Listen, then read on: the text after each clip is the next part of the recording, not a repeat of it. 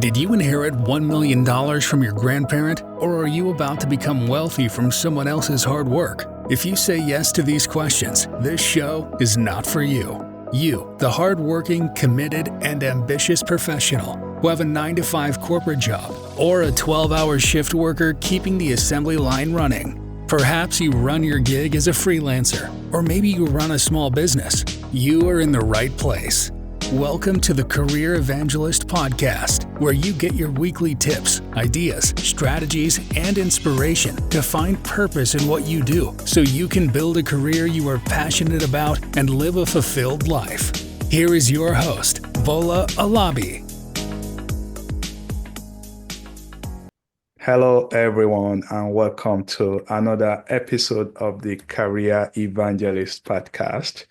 Today, we are joined by one of the most accomplished figures in modern publishing, and I'm talking about no one other than Michael Drew.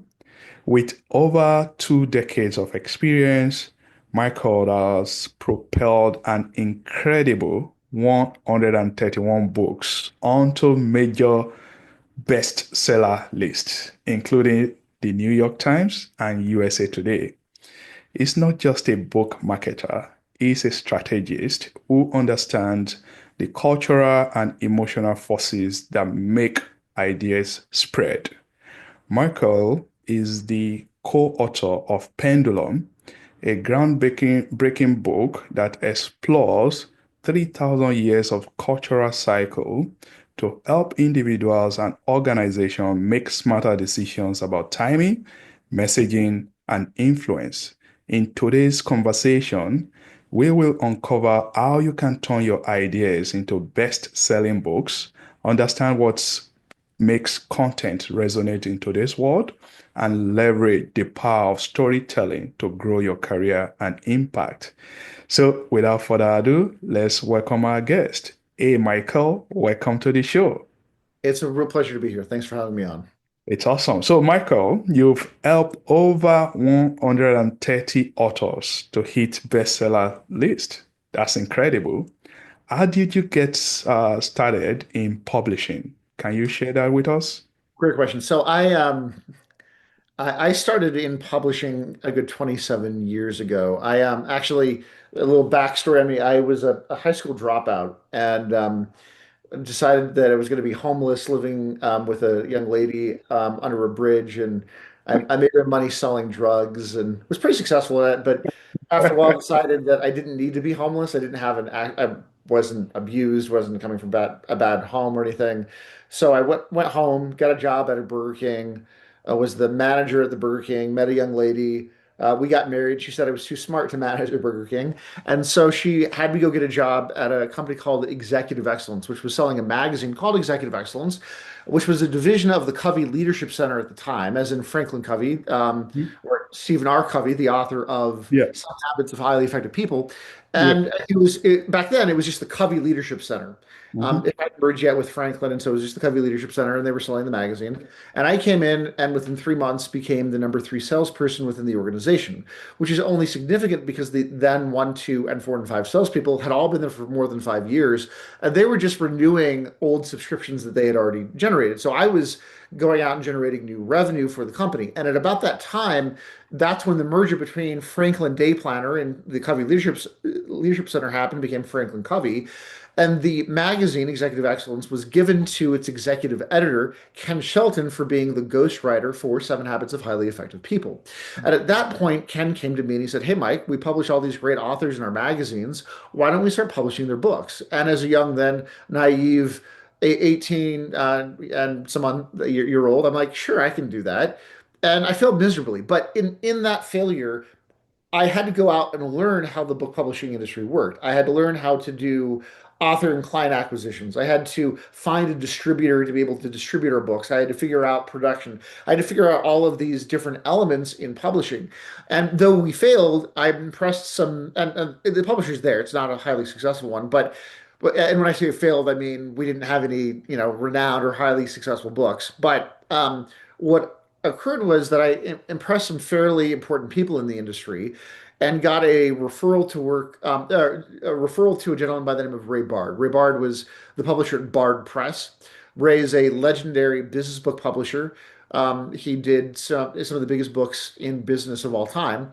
And Ray had just come off of a huge hit with with one of the books he published, Nuts, Southwest Airlines' Crazy Recipe for Success. Sold millions and millions of copies, and he wanted to be able to help all of his authors become successful like that, become New York Times bestsellers. And so I was referred to him. He hired me to run marketing and PR. And the first day on the job, Ray said to me, "Michael, we publish business authors. What our authors want more than anything else in the world is to be a New York Times bestselling author." So with Ray's admonition in my ears, I set out to figure out how the different bestseller list works. And so I was then at that point 19 and some months. And what I did, funny enough, was I called John Wright at the New York Times and said, "Hey, my name is Michael Drew. I work for Bard Press. I was just wondering, could you tell me how your list works? We'd like to be able to put marketing behind our books to be able to have an opportunity to make New York Times." And John laughed and said, "Nah, and I can tell you, but keep calling back. We'll stay friends." I called Jackie Blaze at USA Today, had the same conversation. She said the same thing. I called Bob Hughes at the Wall Street Journal, had the same conversation. He said the same thing. And I just stayed friends with those folks. And slowly they shared a little bit of information here and there. And then the first book I worked on for Ray Bard was a book titled Secret Formulas of the Wizard of Ads by Roy H. Williams. And Roy he owns the fourth largest ad agency in North America for buying radio. And he's today a living legend in marketing and advertising.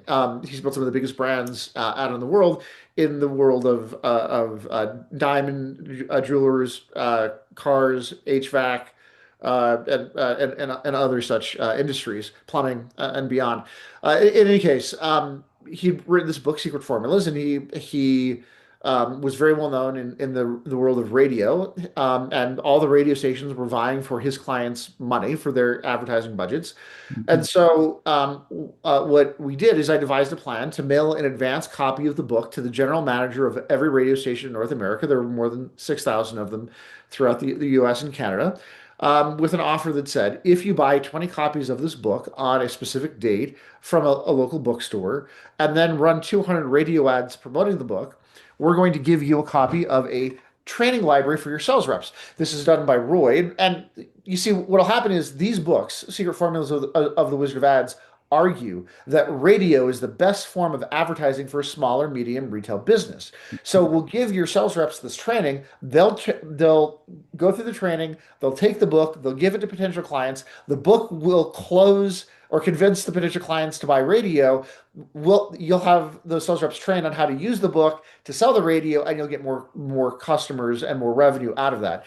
And we had 867 stations participate in that offer. And we launched the book to number 3 on the New York Times and number 1 on the Wall Street Journal bestseller list. That was the first of now 132 consecutive New York Times, Wall Street Journal, USA Today, and Success Magazine bestsellers.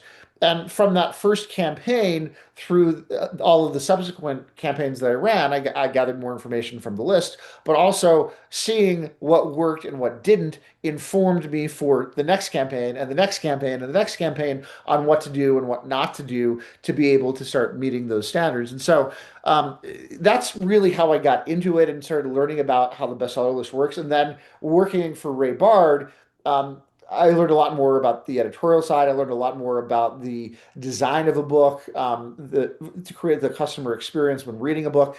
And also, I really learned how to work with retailers in terms of both getting them sales that they report, but also equally or more importantly, to work with the retailers in terms of getting our authors at Bard Press and then later other publishers they worked for and now privately through my company, getting my clients' books on retail shelves, what the rules and systems for that are, and how we can use the bestseller campaigns to be able to meet the needs of the retailers to be able to maximize the shelf space for those titles. No, that's awesome. And thank you very much for sharing that background. But I want to ask you, obviously, you did not accomplish this record in one day. Looking back at your experience and where you started from, Michael, How has the publishing industry evolved since you began your career? The world has changed, obviously, right now. We live in the world of AI and technology driven world. So, what are some changes that you see in book So publishing? I've been publishing now for 27 years. So a lot Mhm. has changed. I mean, a lot has changed in the last 5 years. But um, so before I got in the industry, when I was a young buck, we had this thing that happened in the world more broadly, but that had a massive impact on publishing and writing.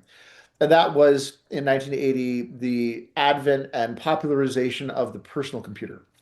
Before that, writing was done by hand or on typewriter, and that required a lot of um, work by the individual to be able to get the ideas out and to edit and to move things around. It was not an easy thing to do, and so that dissuaded most people from writing.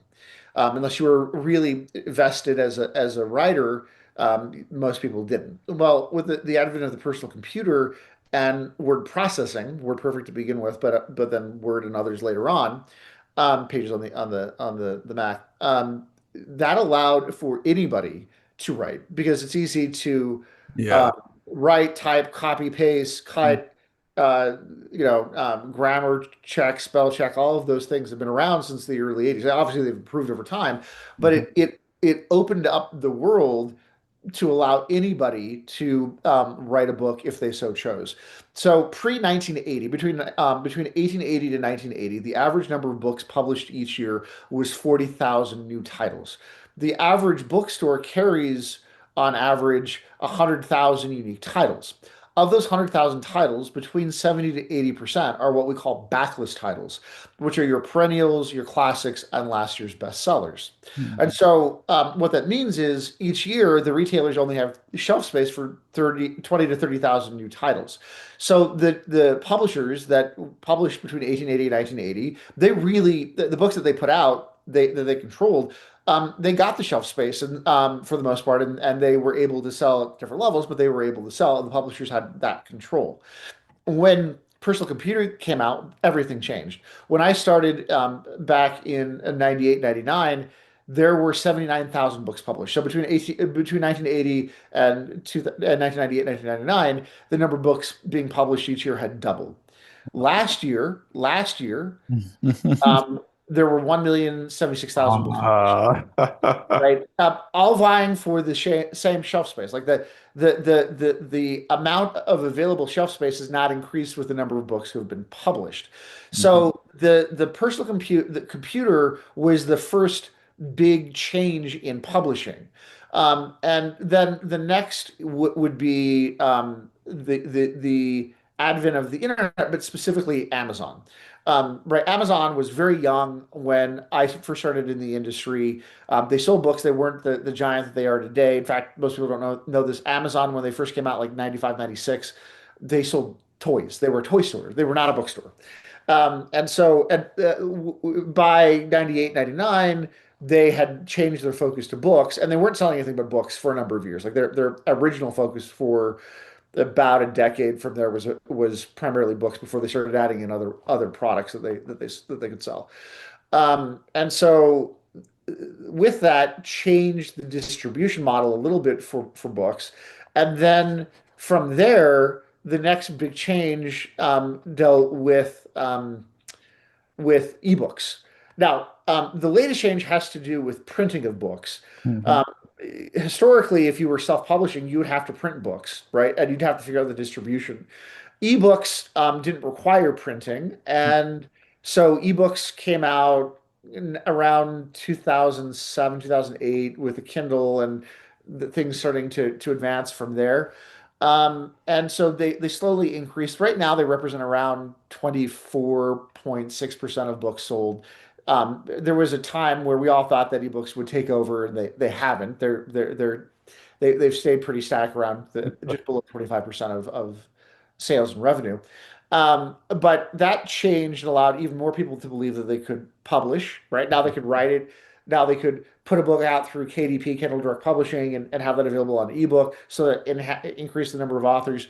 And then finally, the in the last 5 years, what's really blown it up is the print on demand POD technology that allows people to be able to not just write their books digitally, but be able to use tools like KDP, Kindle Direct Publishing, Ingram, Spark, Lulu, and other tools to not only publish ebooks, but to actually have print books, print versions of their books available. And with that, more for whatever reason, the ability for the masses to use that print on demand tool actually enhanced the amount of folks that wanted to write books. So those are some of the really big changes that have happened in the industry. AI hasn't yet impacted publishing in terms of the amount of books being published or whatnot. I'm sure it's enhancing editing right now. It probably has some impact on research on books. The thing about AI is, today, its current iteration of AI is that it's good at organizing ideas and content. So, like I said, from an editorial standpoint, it can look at details and give feedback on organization. It can say something's missing, or it can necessarily say something doesn't make sense. But what it can't do is generate experience, and this is especially true on the nonfiction side of book publishing. It does not generate experience. It doesn't have the sophistication or tool set to be able to imagine that kind of thing. And so the ideas still have to come from the author, from the business owner, the impetus, and so it has to come from you. The tool of AI can help you organize it and get it out, but the ideas, the experiences still have to come from you. So it hasn't yet transformed the world of book publishing from a content creation standpoint, from increasing the production, the number of books being produced, or we're not seeing any big AI exclusive books being written exclusively by AI. I'm certain over time that'll change, but the technology just isn't there yet. Yes. So AI is there. We see its applicability as a tool, but we're not yet to a point where it's having a massive impact. But those other things that I mentioned are.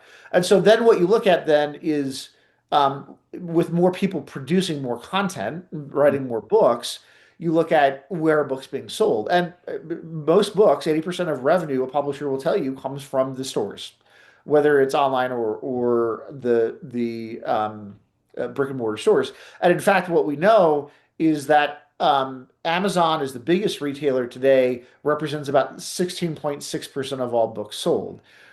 When you include all Amazon sales from print sales plus all online sales to that less than 25%, that means that roughly 75% of all books are still being sold through brick and mortar stores. Wow. And so what you're looking at then is the differentiation of the use of the content from a promotional standpoint, and how are you, if you're one of 1,076,000 and there's only availability for 20,000 new books, how are you standing out from the crowd to be able to be attractive to the retailers in order to secure that shelf space? Because again, anybody can get on Amazon, but it's very hard to get into Barnes and Noble and Books A Million and Hudson's and the Independents and other retailers. That has to be done by standing out and having the right kind of marketing in place that illustrate to the retailers that you as an author are going to be able to drive traffic into those retailer stores to be able to create the sell-through of your book off of those shelves. Okay. And that was going to be my next question. How can a new author today, how can they stand out in this crowded field? I know you mentioned marketing. Are there other elements that Well, so really that, I mean, that's what it boils down to is what, for nonfiction, especially what we call platform, right? So, and marketing is a component of that. So historically, there's a lot of definitions of platform, right? You've got technology platforms and social media platforms, yeah, and yeah. platform is used in a number of different ways. So let me define how I'm meaning it when I say platform. Historically, you would have a platform as a soapbox, and you would have missionaries, religious leaders, or politicians literally standing on a box so that they could be above the crowd, so that they could talk above the crowd. Because if they talked into the crowd, if you stand on the same level and you're talking into a crowd, your voice is going to be muted by the people in the first couple of rows, so the people behind you won't be able to hear you. So you stand on a platform, in that case, a soapbox, so that your voice can be heard above the crowd. It's why stages are designed in the way that they are, so that there's no rows of people in front of each other, so that your voice can be heard at every row within that theater, so that your voice is heard above the crowd.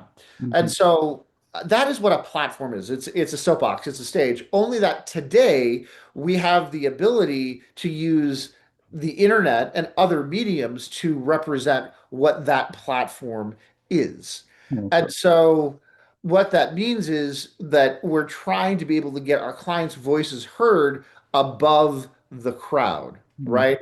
And so what we look at then is, really there are three parts of the platform. There's the traffic, there's the engagement, and there's the conversion.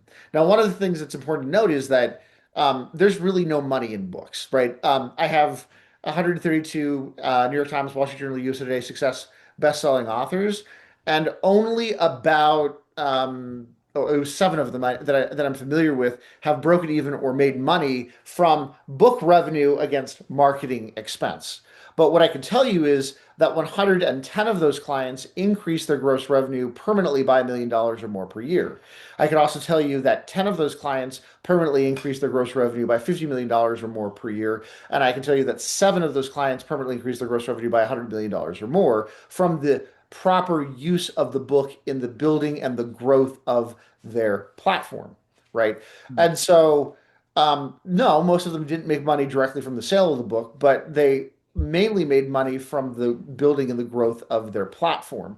And so what we want to look at then is, what is the platform? How are we finding and engaging an audience? So it's traffic. How are we generating the traffic? How are we engaging that audience? And then what are we converting them into, right? In a relationship, it's the deepening of the relationship. So it's not sufficient to just talk to them. You need to be able to engage them and convert them into other forms of action other than conversation.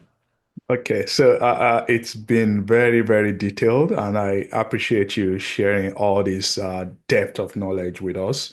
I want to ask, what is your step-by-step process? Maybe for a new client intake, so that they can go from idea to bestseller. So, what does that process look like today? Well, so the first thing that we do once we're hired, like there's a process of determining whether or not the client can actually has the platform and ability to work with us, because you Mhm. have to have a certain level of platform. But once it's done and we're hired, the first thing we do is we start with an uncovery. And so for the New York Times, there are five standards that we have to meet. We have to have 20,000 books on retail shelves. We need to pre-sell at least 20,000 copies of the book. In addition to the books on the shelf, we just pre-sell 20,000 books that'll go through the retailers for reporting. We need 10,000 ebook sales, a standard three. We need online media. We need to have 350 blogs, 90 podcasts, 90 vlogs, 50,000 consumer engagements in Facebook, Twitter, and LinkedIn each. And then for traditional media, the author needs to be seen in 100 markets in TV, 100 markets in radio, and 100 markets in print. So what we do is an uncovery where we sit down in person with the client for 2 days, and we look at their existing platform and we look at, how could we pre-sell 20,000 books? How can we pre-sell 10,000 ebooks? How do we meet the online media standards with your platform? How do we meet the traditional media standards? And if the author isn't able to meet all of them, we say, okay, cool. What vendor do we need to bring in to be able to fill in the holes that your platform isn't going to be able to meet, and figure out the cost to be able to do that. And so the first thing is do the uncovery, figure out how to leverage the existing platform and meeting those standards. If they don't have a publisher, figuring out which publishing model, traditional or hybrid publishing, which model is best for them. Then figuring out based on which standards they can't meet, how we're going to meet those standards with vendors. Then going out and finding the right vendors to meet those, and including a publisher, and then executing and implementing. If the book still needs to be written, then that would be part of that overall process. To sell a book to a publisher, whether it's a hybrid publisher or a traditional publisher, I only need an outline and like one written chapter for for the publisher to be sufficient, because what they're really looking at is the marketing. They're looking at the guarantee of the sales. They're looking at the all of the other things that we're doing and how we're going to generate it. That's what we have to demonstrate to the publisher, and so that's what the majority of a book proposal is, not the book itself. Because the publisher might say, "Well, I don't like your book idea, but we want to work with you. So how about this book idea, and we'll do this book with you."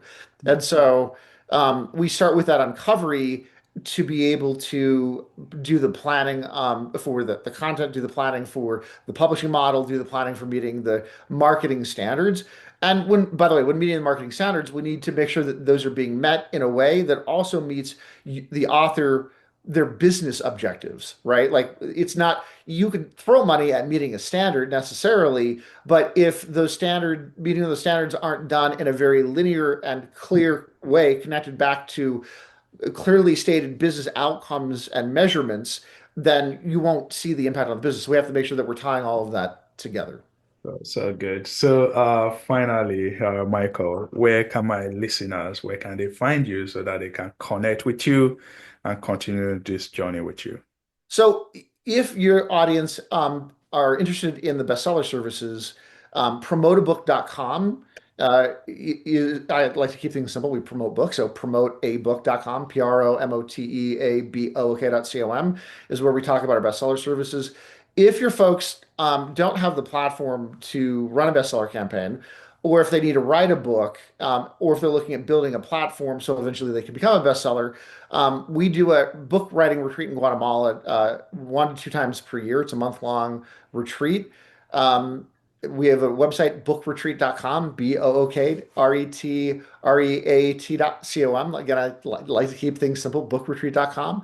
And so we have that set up, and the promise is if you attend the retreat, at the end of the month, your book will be written, and we have a publisher lined up for you. And so it is some investment for those folks that aren't certain that they can take time away from running their business to do that. Note that great internet, great phone where we're at. The writing is, you'll spend 4 or 5 hours a day writing. There's still plenty of time for you to run your business and do the other work that you need to while you're there. So in fact, what I always observe for me when I'm there and I'm facilitating it is I get more work done in that 1 month than I do in about 3 months of work when I'm in my home office. Yeah, that's so good. Good opportunity. So bookretreat.com for folks who need to write their book or need to build a platform or both. Oh, that's good. Thank you very much, Michael, for coming on the show. We appreciate your time and the knowledge and experience that you've shared with our community. We'll continue to follow you. I'm passionate about books. So I've written one myself. So it's not a best-selling book, but I'm thinking about the next one. So thank you. No, my absolute pleasure. When you're ready for your next one, happy to sit down with you and talk through what that might look like. All right. Thank you, man. Thank you.